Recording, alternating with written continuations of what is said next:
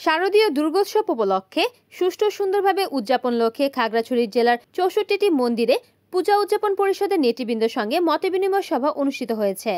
আজ শুক্রবার সকালে খাগড়াছড়ি কেন্দ্রীয় লক্ষ্মীনারায়ণ মন্দিরে বাংলাদেশ পূজা উদযাপন পরিষদ খাগড়াছড়ি জেলা শাখার আয়োজনে এই মতবিনিময় সভা অনুষ্ঠিত হয়। এ সময় বাংলাদেশ পূজা উদযাপন পরিষদের সভাপতি অশোক মজুমদারের সভাপতিত্বে অনুষ্ঠানে প্রধান অতিথি হিসেবে উপস্থিত ছিলেন ধর্ম বিষয়ক মন্ত্রণালয়ের হিন্দু ধর্মীয় কল্যাণ ট্রাস্টি পরিমল কান্তি শীল।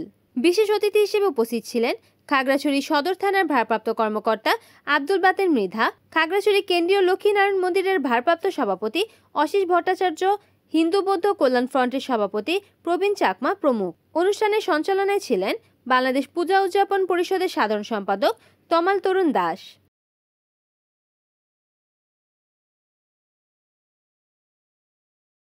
রিপোর্ট করেছেন খাগড়াছড়ির প্রতিনিধি বিপ্লব তালুকদার, NN TV।